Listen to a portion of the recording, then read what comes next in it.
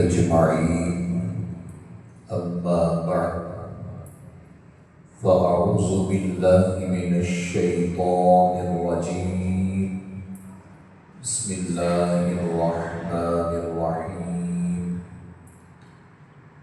والذي جاء بالصدق وصدق به أولئك هم المتقون.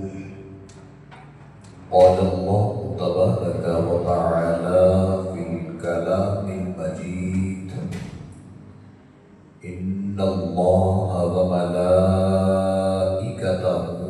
يصلون على النبي يا أيها الذين آمنوا صلوا عليه وسلموا تسليما.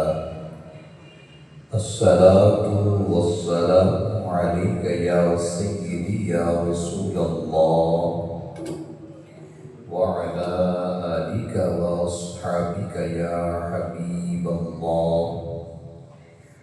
الصلاة والسلام عليك يا سيدي يا رسول الله وعلى آلك وأصحابك يا شفيع المذنبين يا رحمة للعالمين يا جد الحسن والحسين.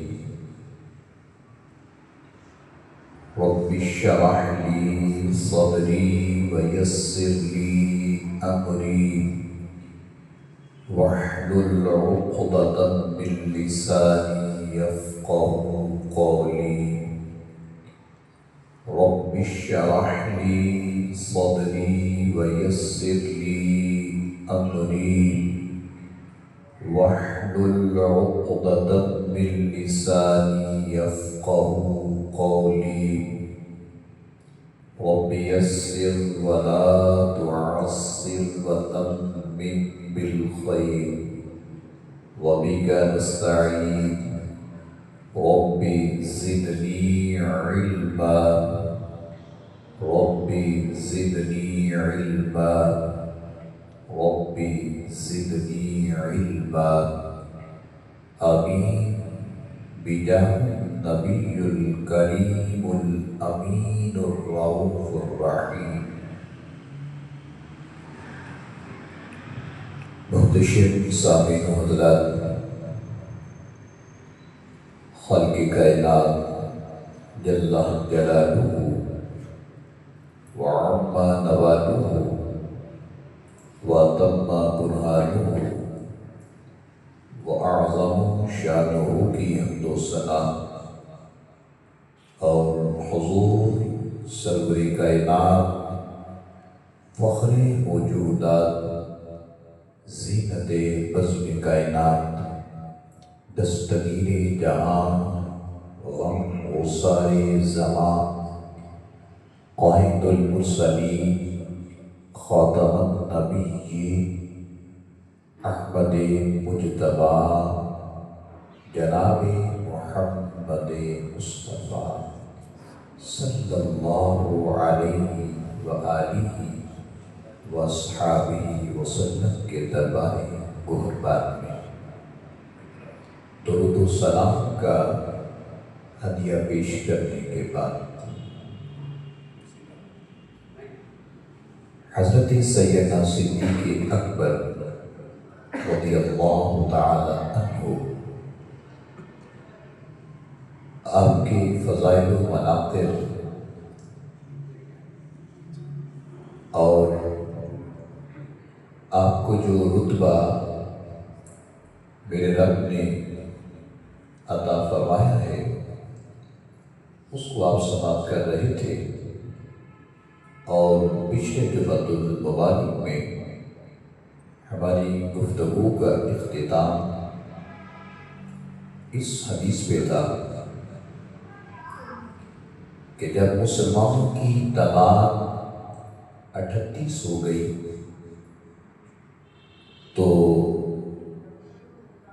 آپ نے نبی علیہ السلام سے بار بار اصرار کیا، عرض کیا یا رسول اللہ صلی اللہ علیہ وسلم اگر ہمارا دین سچا ہے،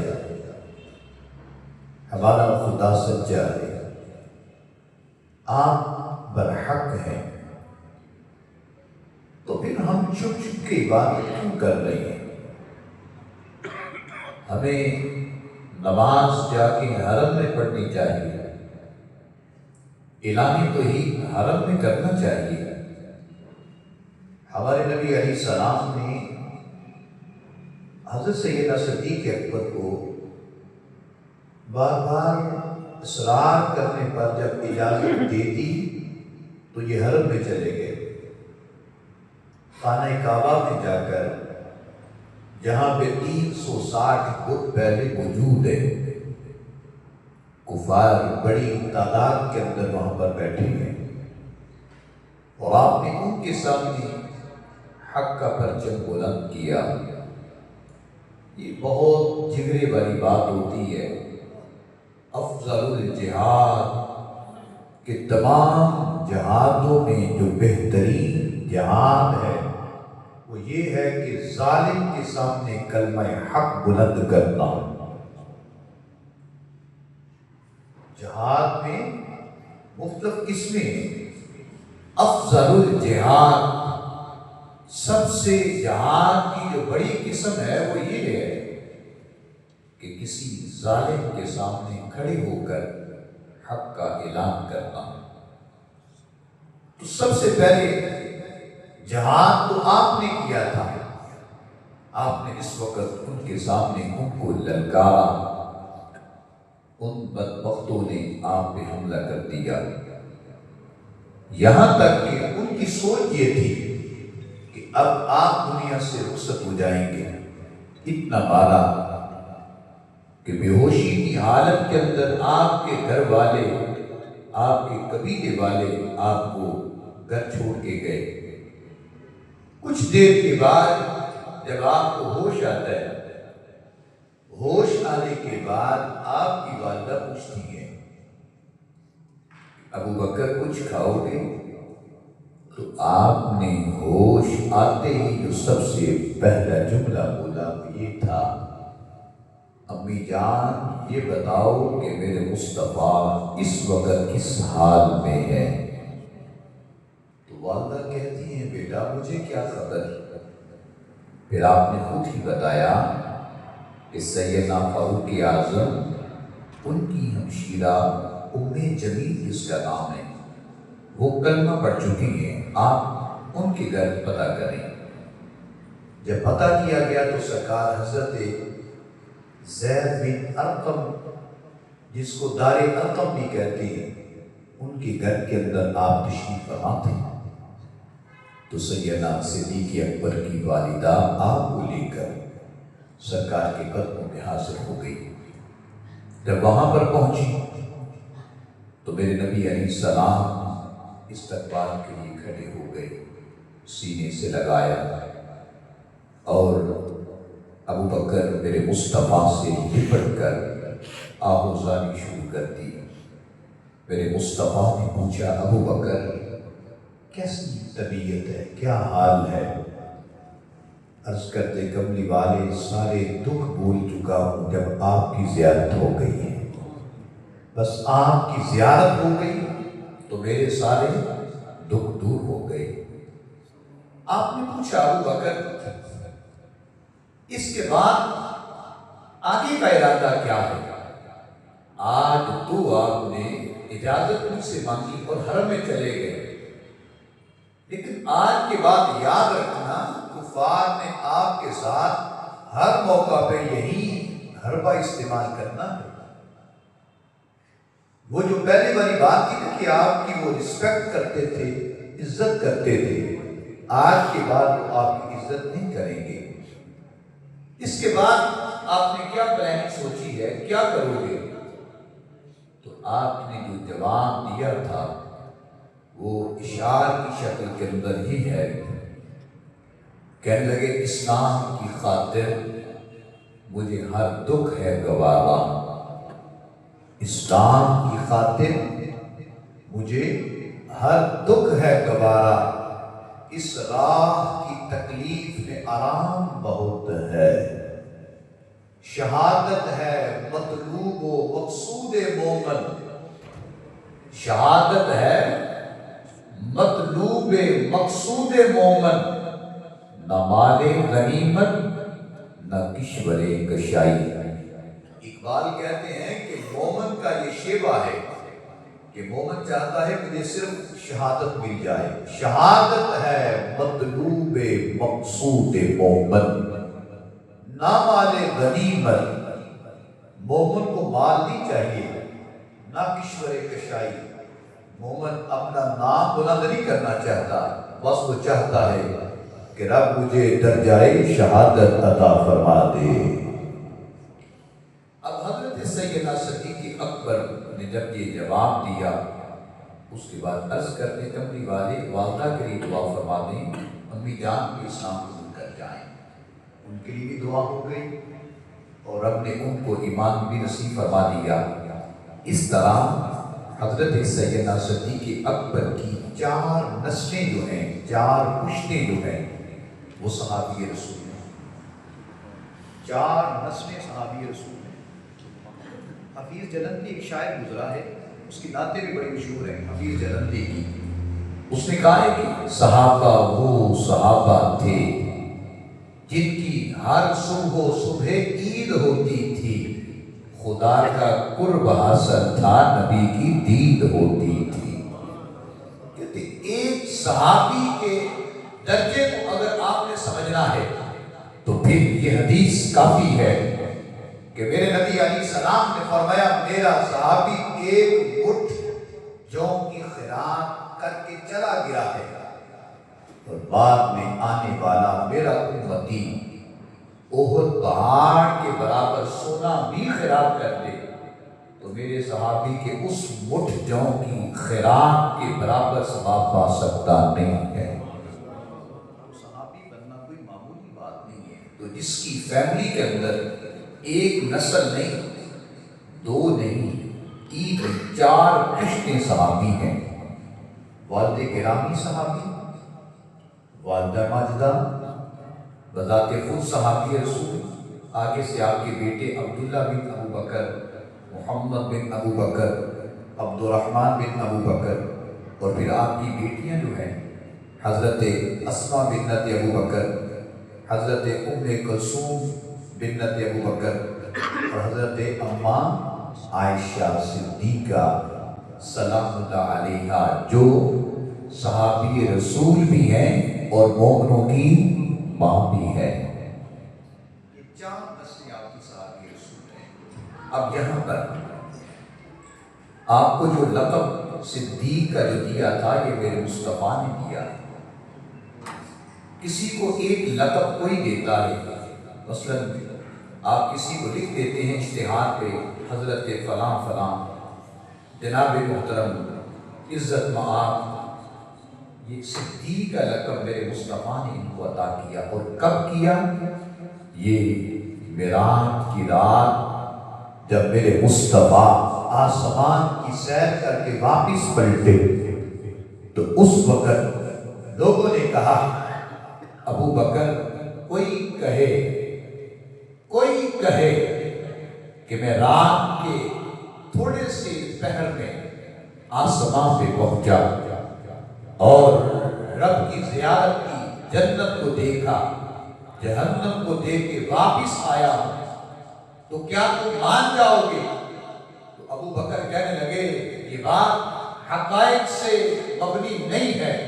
تو کہنے لگے سنو ابو بکر، جس کا تم نے کلمہ پڑھا ہے وہ کہہ رہا ہے کہ میں آسمان پہ گیا واپس پلٹا ہوں تو سارے مناظر دیکھ کے آیا ہوں، تھوڑی سی دیر میں سب کچھ میں نے کر لیا، کہ ایسا ممکن ہے؟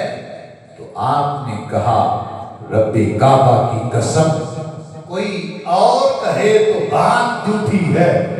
ارے جب میرے مصطفیٰ نے کہہ دیا تو پھر بات حقیقت پہ مبنی ہے، اگر کوئی کہے تو پھر بات غلط ہے نا۔ ارے میرا مصطفیٰ کہے تو پھر بات سچی ہے۔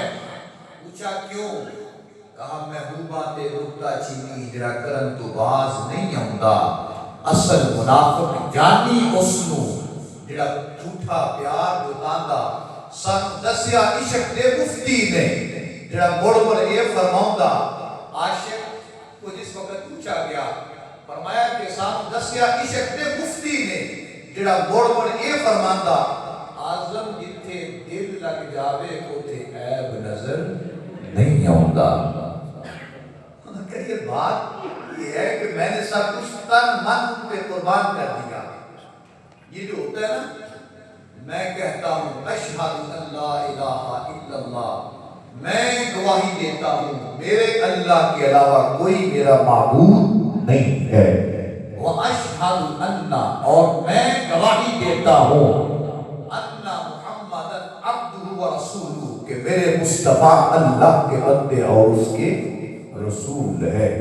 جب میں نے گواہی دے دی تو پھر بات پیچھے کوئی نہیں رہ جاتی۔ انہوں نے کہہ دیا رات ہے تو ہم نے کہہ دیا رات، انہوں نے کہا کہ دن ہے تو ہم نے کہا کہ دن ہے، انہوں نے کہا اللہ ایک ہے تو ہم نے کہا اللہ ایک ہے۔ سیدنا فاروق اعظم سے پوچھو، آپ نے ایک دن حجر اسود کا بوسہ لیا، دیوار کعبہ میں ہے نا، تو اس کا بوسہ لینے کے بعد کہنے لگے اے حجر اسود تو رنگ کا کالا ہے، مجھے پتا ہے کہ تو جب جنت سے آیا تھا تو تو دودھ کی طرح سفید تھا، لوگوں کے گناہ چوس چوس کر تو سیاہ ہو چکا ہے، لیکن مجھے پتا ہے کہ لوگ تیری تعظیم کرتے ہیں، تو جنتی پتھر ہے۔ ارے رب کعبہ کی قسم، عمر سے پوچھ کہ تو کتنا قابل ہے، تجھے لوگ کیوں چومتے ہیں، مجھے کسی کا کوئی پتا، عمر اس لیے چومتا ہے تجھے میرے مصطفیٰ نے، اگر مصطفیٰ نہ چومتے تو حجر اسود میں تجھے چومتا بھی نہ۔ بہرحال سیدنا صدیق اکبر جب واپس پلٹے تو آ کے عرض کیا کملی والے سفر معراج کا تو مجھے پتا نہیں، لیکن ابھی میں کفار کی حویلی سے ہو کے آیا ہوں، انہوں نے ایک بہت بڑا الزام لگایا ہے، میں نے انہیں کہہ دیا ہے کہ میرا محبوب جو کہہ رہا ہے کہ وہ سچ ہے، تو کیا آپ معراج پہ گئے تھے؟ حضور میں آپ کی تصدیق کر چکا ہوں۔ فرمایا ابو بکر الحمدللہ میں معراج سے آیا ہوں۔ فرمایا ابو بکر آج کے بعد آپ کا لقب ہے ابو بکر صدیق، کہ آپ سچ ہیں، جو کہتے ہیں آپ سچ کہتے ہیں، تو یہ ابو بکر صدیق جو لفظ صدیق سچا ہے نا، یہ میرے مصطفیٰ نے کو لقب دیا ہے۔ اب اس بات کو آگے بڑھاتے ہیں۔ ابو داؤد شریف کی حدیث ہے، جلد نمبر 2 صفحہ نمبر 3 پر حدیث نمبر 450 ہے۔ حضرت سیدنا صدیق اکبر فرماتے ہیں، اور اس حدیث کی سند حضرت ابو ہریرہ سے ہے، جناب ابو ہریرہ کہتے ہیں کہ سرکار دو عالم صلی اللہ علیہ وسلم فرما رہے تھے کہ میں آسمان کی سیر کر کے جب آیا ہوں تو مجھے جبریل نے جنت کا سارا وہ منظر وہ ویو دکھا دیا مجھے کہ یہ جنت ہے، یہاں پر آپ کا گھر ہوگا، یہاں پر آپ کے صحابہ رہیں گے، یہاں پہ اہل ایمان رہیں گے۔ تو میں نے سارے مناظر کو دیکھا ہے، اور جنت کے 8 دروازے ہیں، میں دروازوں کو بھی دیکھ کے آیا۔ جب سرکار ایک ساری گفتگو فرما رہے تھے تو حضرت ابو بکر صدیق بول پڑے، کہتے ہیں کملی والے کاش آپ کے ساتھ میں بھی ہوتا۔ تو میرے مصطفیٰ نے فرمایا ابو بکر رب کعبہ کی قسم، جنت کے اندر جس وقت میں جنت میں جاؤں گا تو میرے ساتھ سب سے پہلے ابو بکر ہوگا، سرکار کے ساتھ جس نے سب سے پہلے جنت میں جانا ہے وہ حضرت سیدنا ابو بکر صدیق ہوں گے رضی اللہ تعالی عنہ۔ اور پھر دوسری حدیث ہے، یہ جامعہ ترمذی سے ہے، جامعہ ترمذی سے ہے، یہ صحاح ستہ کی کتابیں ہیں، اور بخاری شریف ہے، بخاری کے اندر اور ترمذی کے اندر یہ حدیث موجود ہے۔ اور اس حدیث کی سند پہ حضرت ابو ہریرہ پیش کرتے ہیں، کہتے ہیں ہمارے نبی کریم علیہ السلام سے فرمایا میں نے جنت کے جو 8 دروازے دیکھے ہیں نا، تو میں نے رب سے پوچھا کہ مالک یہ 8 دروازے کیوں بنائے گئے؟ 8 دروازے کیوں بنائے گئے ہیں؟ جنت میں ایک ہی دروازہ کافی تھا۔ تو رب تعالیٰ نے فرمایا حبیب قیامت کے دن جو کثرت سے نماز پڑھنے والے ہوں گے نا، ان کو آواز دی جائے گی نمازیوں ادھر سے آ جاؤ۔ جنہوں نے جہاد کیا ہوگا، کچھ لوگ خاص پروٹوکول کے ساتھ، یعنی کہ کچھ وہ لوگ ہیں جنہوں نے جہاد میں حصہ لیا ہوگا، اپنی جان کو قربان کیا ہے، ان کو اس دروازے سے آواز آئے گی اے مجاہدین ادھر سے آ جاؤ۔ اور اسی طرح ہمیں ہر نیک عمل والے کو، نمازی کو نمازی کے دروازے سے، مجاہد کو جہاد کے دروازے سے، سخاوت کرنے والے کو سخی کے دروازے سے، اور اسی طرح ہمیں کہ نیک اعمال کرنے والے ایک ایک دروازے سے بلائے جائیں گے۔ حضرت ابو بکر بول پڑے، عرض کرتے کملی والے کوئی ایسا بھی ہے کہ جس کو ہر دروازے سے آواز آئے گی؟ تو آپ نے فرمایا نعم وارجو ان تکون منہم یا ابا بکر، اے ابو بکر میں امید کرتا ہوں کہ وہ ایک ہستی ایسی ہے جس کو رب ہر دروازے سے بلائے گا، وہ میرا ابو بکر ہے۔ چلے یہاں پر ایک حدیث کا لفظ ہے جو ہمارے لیے بھی ایز تحفہ ہے۔ درود پاک ذرا پڑھیے، الصلاۃ والسلام علیک یا رسول اللہ۔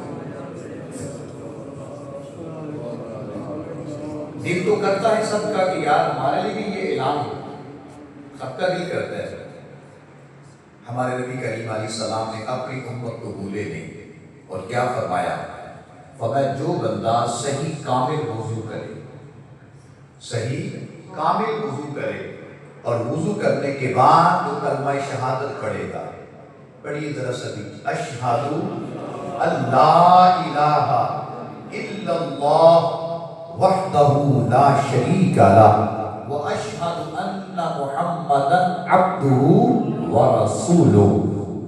جو وضو کے بعد یہ کلمہ پڑھے گا، رب جنت کے 8 دروازے کھول کے فرمائے گا اے مصطفیٰ کے غلام، جدھر سے تیری مرضی ہے ادھر سے داخل ہو کے جنت میں آ جائے۔ اب مرضی آپ کی ہے کہ کلمہ، اچھا یہاں پر ایک مسئلہ یہ بھی ہے، اگر آپ نے یہ نہیں بھی نہ کیا اشہد لا الہ الا اللہ، آسمان کی طرف نہیں بھی دیکھا، انگلی نہیں بھی اٹھائی، تو کچھ مسئلہ نہیں ہے، صرف آپ وضو کر کے وہاں بیٹھے بیٹھے پڑھ دیں اشہد لا الہ الا اللہ وحدہ لا شریک لہ واشہد ان محمدا عبدہ ورسولہ۔ تو اس لیے میرے مصطفیٰ کریم نے صرف ابو بکر کو نہیں نوازا، قیامت تک ہر امتی کو نواز دیا ہے۔ اور آگے جامع ترمذی کے لفظ میں ہمارے نبی کریم علیہ السلام نے فرمایا اے ابو بکر تمہارا اعزاز کیا ہے؟ انت صاحبی علی الحوض وصاحبی علی الغار، تم حوض کوثر پر بھی میرے ساتھی ہوگے، جب میں اپنی امت کو پانی پلاؤں گا تو بھر بھر کے میں دوں گا، ابو بکر پکڑاتے تم جاؤ گے۔ ابو بکر حوض کوثر پر بھی میرے مصطفیٰ کے ساتھی ہے، اور فرمایا کہ غار کے اندر بھی میرے ساتھی ہے۔ اور دوسری جگہ پہ فرمایا یا ابا بکر انت صاحبی فی الدنیا والآخرہ، تم دنیا کے اندر بھی میرے دوست ہو، آخرت کے اندر بھی میرے دوست ہوگے۔ گنبد خضرا دے اندر جو وجدی سی تھا، نبی نے یارہ دے کم آ گئی۔ لوگ سمجھتے ہیں کہ یار ان کا کوئی رتبہ نہیں ہے، سرکار نے ان کو اپنے ساتھ لٹایا ہے۔ جب آپ گزرتے ہیں نا، کہتے ہیں الصلاۃ والسلام علیک یا رسول اللہ، جب مواجہ شریف سے آپ گزرتے ہیں تو ایک قدم کے بعد کیا پڑھتے ہیں؟ السلام علیکم یا امیر المؤمنین سیدنا صدیق اکبر رضی اللہ تعالیٰ عنہ۔ جب تک بکے نہ تھے کوئی پوچھتا نہ تھا، آقا تو نے خرید کر ہم کو انمول کر دیا۔ اب اسی طرح یہ حدیث بھی آپ کے لیے ایمان کا، آپ کو ایمان آپ کا تازہ کر دے گی۔ ایک دن حضرت سیدنا صدیق اکبر رضی اللہ تعالیٰ عنہ مولا کائنات مولا علی کو دیکھا اور مسکرانے لگے۔ اور یہ بھی حدیث ہے، فرمایا کہ اے میری امت والو، تم اپنے دوستوں کو ہبہ دیا کرو، یعنی گفٹ دیا کرو، کوئی تحائف دیا کرو، کوئی تحفہ دیا کرو، اور جب کوئی دوست کسی کو تحفہ دے تو پھر ریٹرن میں وہ بھی اس کو کوئی نہ کوئی تحفہ پیش کرے۔ وہ کبھی ایک ماحول ہوتا تھا دیہاتوں کا کہ عید ہونی تو لوگوں نے سیویاں پکا کے بیچنی، انہوں نے کوئی اور چیز بیچ دی۔ اب تو آہستہ آہستہ یہ ماحول ختم ہوتا جا رہا ہے۔ گھروں کے جو سینٹرل دیوار ہوتی تھی وہاں پہ صراف ہوتا تھا، ایک دوسرے کو چیز دے بھی لیتے دے بھی دیتے تھے، وہ ماحول جاتا رہا۔ تو میرے نبی علیہ السلام نے فرمایا کہ تم ایک دوسرے کو تحفہ دیا کرو۔ صحابہ عرض کرتے ہیں کچھ بھی نہ ہو دینے کے لیے، تو فرمایا اس کو مسکرا کے ضرور ملا کرو، چہرے پہ مسکراہٹ رکھ کے ملا کرو۔ جب ملو تو کہو السلام علیکم ورحمۃ اللہ وبرکاتہ، آپ بھی سلامتی ہو، میں آپ کی خیریت کی دعا کر رہا ہوں۔ آگے سے وہ کہے گا وعلیکم السلام، آپ پر بھی اللہ کی سلامتی ہو۔ تو حضرت سیدنا صدیق اکبر رضی اللہ تعالی عنہ، آپ نے مولا کائنات کو دیکھا اور مسکرانے لگے۔ حضرت مولا کائنات نے پوچھا اے ابو بکر، یہ تو بتائیں کہ آج مسکرا رہے ہو، کوئی بات یاد آ گئی ہے؟ کہنے لگے ہاں، مجھے آج وہ حدیث یاد آ گئی ہے کہ جس میں میرے نبی علیہ السلام نے فرمایا تھا کہ جنت کے اندر اتنی دیر تک کوئی بندہ جنت میں نہیں جائے گا جب تک علی اس کو جنت کی ٹکٹ عطا نہیں کر دیں گے۔ علی جب تک ان کو جنت کی ٹکٹ نہیں دے دیں گے تو آگے سے مولا علی بھی مسکرا پڑے۔ یہ ہوتا ہے تحفے کا بدلہ تحفہ دینا۔ یہ نہیں ہے کہ انہوں نے آگے سے بات سنی تو بس کیا کہ ٹھیک ہے، انہوں نے آگے سے مسکراتے کہا پھر میری بات بھی سنے۔ جب مصطفیٰ فرما رہے تھے کہ علی جنت کی ٹکٹ دے گا تو وہ بندہ جنت میں جائے گا، تو میرے مصطفیٰ نے یہ بھی فرمایا تھا میرا علی جنت کی ٹکٹ اسے دے گا جس کے دل کے اندر حب ابو بکر ہوگا۔ اگر کسی کے دل کے اندر حب صحابہ نہیں ہے تو پھر یاد رکھنا وہ خالی علی علی کرنے سے کام نہیں بنے گا۔ جامع ترمذی کی حدیث ہے، سرکار جنازے کے لیے تشریف لائے، نماز جنازہ تیار ہے، آپ نے اس میت کے چہرے سے کپڑا ہٹایا اور اس کا چہرہ دیکھ کے فرمایا میں جا رہا ہوں، اس کا جنازہ پڑھ کے تم تدفین کر کے آ جانا۔ جب صحابہ واپس پلٹے تو عرض کیا کملی والے کیا ہوا ہے؟ آج تک آپ نے کسی کا نماز جنازہ نہیں چھوڑا، تو اس کا نماز جنازہ کیوں نہیں پڑھایا؟ تو آپ نے فرمایا میرے صحابہ سنو، یہ بندہ میرے عثمان کے ساتھ نفرت کرتا تھا، تو میں کیسے اس کا جنازہ پڑھا سکتا ہوں؟ تو یہ بات اپنے قلوب کے اندر داخل کر لیں، دل کے اندر اس کو لکھ لیں، کسی ایک صحابی کا بغض لے کے مرنے والا جنت میں نہیں جا سکتا۔ یہ حدیث جو ابھی میں نے آپ کے سامنے پیش کی کہ علی جنت کی ٹکٹ اسے دیں گے جس کے دل کے اندر ابو بکر کا پیار ہوگا۔ اب آپ سرکار سے کتنی محبت کرتے ہیں؟ ابو بکر صدیق اتنا پیار کرتے تھے، میدان بدر رمضان مبارک کی 17 تاریخ 2 ہجری تھی جب واقعہ بدر پیش ہوا۔ اس کے بعد معاملہ ختم ہوا، جنگ ختم ہوئی، ہمارے 14 صحابہ شہید ہو گئے، سرکار نے ان کی تدفین وہاں پر کر دی، اور 70 کافر جو مارے گئے ان کو ایک گڑھے کے اندر پھینک دیا، 70 لوگوں کو گرفتار کیا، واپس تشریف لے آئے مدینہ پاک میں۔ سارے صحابہ اپنے اپنے گھروں میں چلے گئے۔ حضرت ابو بکر صدیق جب گھر گئے نا، ان کا بیٹا عبد الرحمن جو تھا اس نے ابھی کلمہ نہیں پڑھا، وہ کفار کا ساتھی بن کے نا مسلمانوں کے مخالف لڑ رہا تھا۔ گھر میں آنے کے بعد اسلام کی حقائق کو دیکھا اور کلمہ پڑھ کے مسلمان ہو گئے تو کہنے لگے ابا جی آپ کو پتا ہے کہ آپ میری تلوار کے نیچے کئی مرتبہ آئے تھے، لیکن میں نے آپ کو اپنا والد سمجھ کے ایک بار بھی نہیں وار کیا۔ جیسے ایک مذاق ہوتا ہے نا، ایک ہوتا ہے مزاح، ایک ہوتا ہے مذاق۔ مذاق کا معنی ہوتا ہے کسی کی انسلٹ کرنا، مذاق کا معنی ہوتا ہے کسی کو آپ نیچا گرانے کے لیے اس کو کوئی ہوٹنگ کرتے ہیں، مذاق کرتے ہیں۔ ایک ہوتا ہے مزاح، نیم زا آخر پہ ہا، مزاح، اس کا مطلب ہوتا ہے کہ خوش مزاجی دکھانا۔ تو بیٹے نے خوش مزاجی دکھائی، کہنے لگے کہ ابا جی درود پاک کرو۔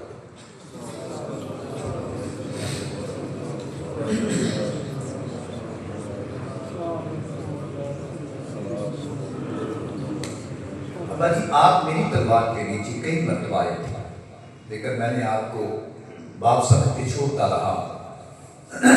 تو آپ نے آگے سے مسکراتے فرمایا بیٹا کاش میری تلوار کے نیچے تم ایک مرتبہ بھی آ جاتے تو ابو بکر تیرا سر نہ اڑاتا تو پھر کہنا۔ ابا جی وہ کیوں؟ کہا بیٹا یاد رکھیں ہم مصطفیٰ کے لیے ہر چیز کو قربان کرنا جانتے ہیں۔ اگر تو میری تلوار کے نیچے ایک مرتبہ بھی آتا تو میں نے نہیں دیکھنا تھا کہ تم میرے بیٹے ہو، میں نے تیرا سر اڑا دینا تھا۔ کیوں؟ اس لیے کہ تم اس وقت دشمن رسول تھے۔ اب تیری عزت اس لیے کر رہا ہوں کہ تم میرے مصطفیٰ کے سپاہی بن گئے ہو۔ پھر آپ نے یہ حدیث کے لفظ پڑھے، کہا بیٹا یاد رکھنا المرء مع من احب، جس کے ساتھ بندہ پیار کرتے مرتا ہے نا، قیامت میں حدیث میں آتا ہے اسی کے ساتھ اٹھایا جائے گا۔ اگر ہم سرکار سے پیار کرتے ہیں، یہ تیسرا جمعہ ہے، شان صدیق ہم بیان کر رہے ہیں، تو کل انشاءاللہ ہم سیدنا صدیق اکبر کے پہلو میں اٹھے گا انشاءاللہ کہ محمد سے وفا میں تو ہم دے رہے، یہ جہان چیز ہے کیا لوح و قلم دے رہے۔ سیدنا صدیق اکبر نے بے شمار اسلام کے لیے قربانیاں دی ہیں۔ سب سے بڑی قربانی تو وہ ہے نا کہ جب سیدنا صدیق اکبر رضی اللہ تعالیٰ عنہ اسلام قبول کیا تو 40,000 دینار تھے آپ کے گھر میں، سارے کے سارے اسلام پہ قربان کر دی۔ 40,000 دینار اس وقت کی بات ہے جب ایک فاقہ کش لوگ رہتے تھے، کھانے کے لیے اناج کم تھا، لیکن آپ نے اتنی خیرات کی۔ اب یہ حضرت عبداللہ بن عباس کی حدیث کو بیان کرنے لگے، اور عبداللہ بن عباس کون ہے؟ سرکار کے چچا کے ساتھ دادے، اور قرآن کے سب سے پہلے مفسر یہ ہیں جنہوں نے قرآن کی تفسیر سب سے پہلے لکھی ہے، اور ان کی قبر طائف کے اندر ہے۔ جب آپ طائف شریف جائیں گے نا تو طائف شریف جاتے وقت گاڑی والا آپ کو روک کے زیارت کرواتا ہے، ساتھ مسجد ہے، مسجد عباس سے، وہاں پہ آپ نفل پڑھیں، نماز کا وقت ہے آپ نماز پڑھیں۔ مسجد کے باہر ان کی قبر مبارک اور ان کی اہلیہ کی قبر بھی ساتھ ہی ہے، وہ ایک دیوار ہے، دیوار کے اندر قبریں، اور وہاں پہ لوگ دعائیں کرتے ہیں۔ آپ وہاں پہ جائیں، اللہ موقع دے۔ حضرت عبداللہ بن عباس حدیث کے راوی کہتے ہیں کہ ایک دن ایسا آیا، سرکار نے کوئی مال طلب کیا تو ابو بکر نے اپنے کپڑے تک خیرات کر دیے، تو جو ایک ٹاٹ نما تھا، کوئی کپڑا تھا، انہوں نے اپنے اوپر نا ایک ہی کپڑا لپیٹ لیا۔ وہ کپڑا چونکہ کھڑا نہیں ہو رہا تھا، انہوں نے کانٹے لے کے نا، کانٹے لے کے تو انہوں نے نا اس کو بٹن بنا لیا، تو وہ ایک خدرہ سا لباس تھا، پہن کے مصطفیٰ کی بارگاہ میں آ گئے۔ نبی علیہ السلام نے کوئی کلام نہیں کیا، ابھی وہ بیٹھے ہیں، اتنی دیر میں رب نے حضرت جبریل کو بھیج دیا، حضرت جبریل امین کو بھیجا۔ جب جبریل تشریف لائے تو عرض کیا کرتے ہیں، جب وہ آئے تو ان کا لباس بھی آج بالکل ابو بکر جیسا ہے، یعنی جس طرح جناب ابو بکر نے وہ ایک ٹاٹ سا کپڑا سا لپیٹا ہے نا، آج جبریل بھی آئے ہیں تو وہی اسی طرح کا لباس، نبی علیہ السلام دیکھ کے حیرت میں آ گئے، پریشان ہوئے، فرمایا کہ جبریل یہ کیا لباس آپ نے پہنا ہے؟ عرض کرتے ہیں کملی والے میرا پیغام سنیے ذرا، رب تعالیٰ آپ کو بھی سلام دے رہا ہے، ابو بکر کو بھی سلام پیش کر رہا ہے۔ کون؟ رب کی طرف سے سلام آیا، کس کو؟ ابو بکر کو سلام آتا ہے، اور رب پوچھ رہا ہے کہ ابو بکر سے پوچھے کیا آپ ایسی حالت کے اندر اللہ کی رضا پہ راضی ہیں؟ جب یہ کسی کا امتحان لیا جاتا ہے نا، امتحان بڑا مشکل ہوتا ہے، وہ جو ہے نا بے خطر کود پڑا آتش نمرود میں عشق، وہ جو ابراہیم آگ میں گئے نا، وہ ابراہیم نہیں پہنچے، بے خطر کود پڑا آتش نمرود میں عشق، عقل ہے محو تماشا کہ لب بام ابھی، عقل، اقبال کہتے ہیں کہ وہاں پر عقل بے بس ہو گئی ہے کہ سارے فرشتوں نے کہا کہ ابراہیم کوئی مدد چاہیے، انہوں نے کہا جی کوئی مدد نہیں چاہیے، انہوں نے کہا جی جے میرا ماہی میرے دکھ وچ راضی مسوخ چلے با، کہتے ہیں کہ بے خطر کود پڑا آتش نمرود میں عشق، عقل ہے محو تماشا کے لب بام ابھی۔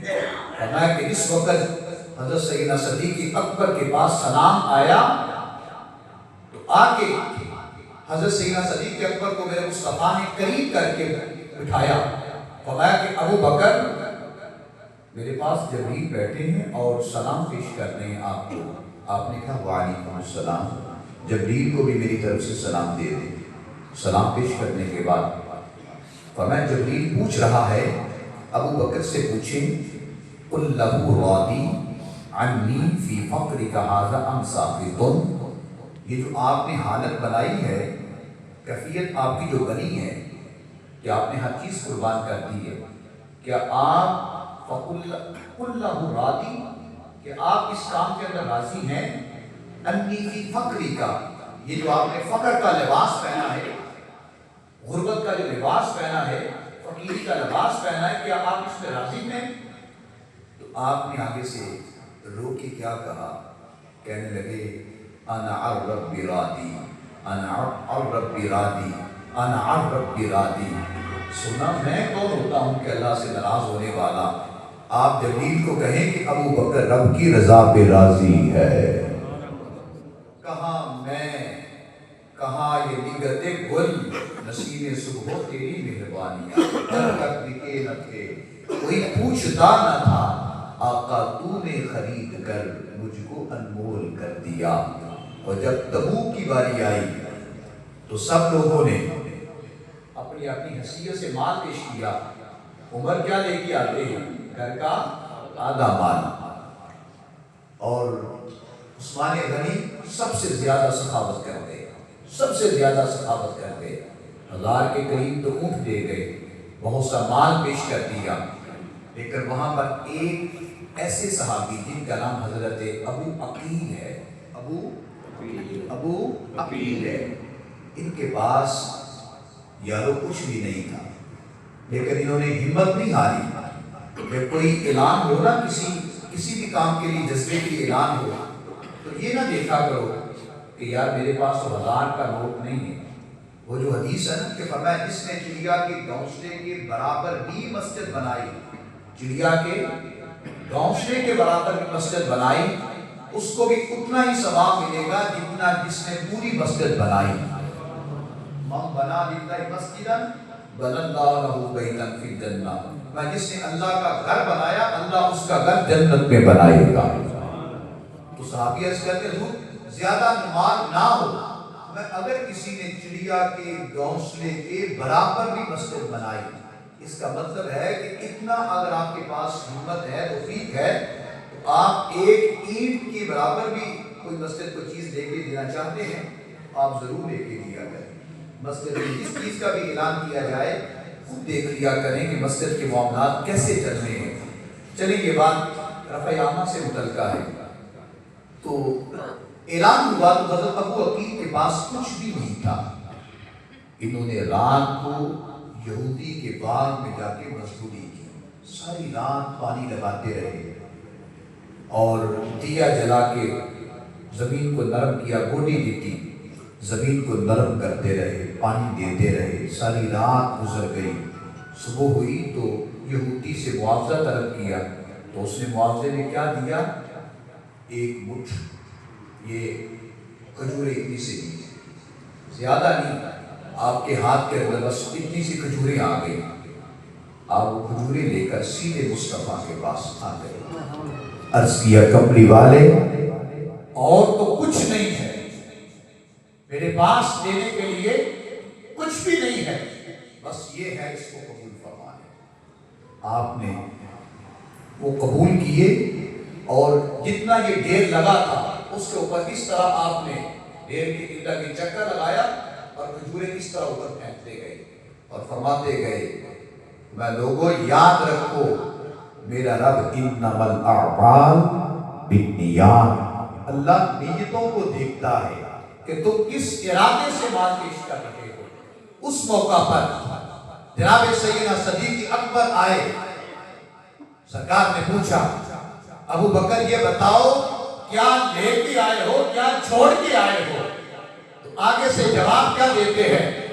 کہنے لگے فقال یا ابا بکر ما ابقیت لأہلک، سرکار نے پوچھا ابو بکر لے کے کیا آئے ہو؟ لأہلک، اپنے گھر والوں کے لیے کیا چھوڑا ہے؟ تو عرض کرتے ہیں ابقیت لہم اللہ ورسولہ، سونیا گھر کے لیے اللہ اس کا رسول کافی ہے، گھر کے لیے اللہ اس کا رسول کافی ہے۔ ارے نادانوں جو لوگ یہ کہتے ہیں کہ میرے لیے بس اللہ کافی ہے، پھر لگاؤ ابو بکر پہ فتویٰ، ابو بکر پہ فتویٰ لگا کے تو دیکھو۔ جو یہ کہتے ہیں نا کہ یہ کہنا شرک ہے، کہ جو بندہ یہ کہتا ہے میرے لیے اللہ اس کے رسول کافی ہے، مشرک ہو جائے گا۔ ارے نادان، ابو بکر پہ فتویٰ لگا، ابو بکر کہہ رہے ہیں میرے لیے اللہ اس کا رسول کافی ہے، تو پھر ماننا پڑے گا، تیرے فتوے ہم جوتے کی نوک پہ رکھتے ہیں۔ ابو بکر نے اعلان کر دیا کہ میرا عقیدہ یہ ہے کہ میرے لیے اللہ اس کا رسول کافی ہے۔ محبوبات نقطہ چینی جڑا کرن تو باف نہیں آؤندا، اصل منافق جانی اس نو جڑا جھوٹا پیار چکاندا۔ سانو دسیا عشق دے مفتی نے جڑا گڑ گڑ یہ فرماندا، آزم جتھے دل لگ جاوے ہوتے عیب نظر کوئی نہیں ہوتا۔ تو سامعین محتشم، ابھی اس موضوع کے اندر کچھ لطافت کی باتیں آنی ہیں، کچھ حقائق ایسے آنے ہیں کہ آپ کے ایمان کو تازگی دیں گے، لیکن انشاءاللہ اس موضوع کو اگلے جمعے انشاءاللہ ہم اپنے تکمیل پہ کر دیں گے، مکمل کریں گے۔ ساتھ انشاءاللہ معراج شریف، یہ جو معراج ہوئی ہے نا، ہر چیز کے پیچھے ایک ریزن ہوتی ہے، وجہ ہوتی ہے۔ تو سفر معراج پہ رب نے بلایا کیوں تھا؟ پھر وہاں پہ نوازا جو ہے وہ تو نوازا ہی ہے، بلایا کیوں تھا؟ انشاءاللہ العزیز پہلے سیدنا صدیق اکبر کے کچھ ایسے حقائق ہیں جو آپ کے ایمان کو تازگی دیں گے۔ انشاءاللہ العزیز اگلے جمعے کے اندر اس موضوع کو انشاءاللہ مکمل کر دیا جائے گا۔ اللہ عمل کی توفیق عطا فرمائے۔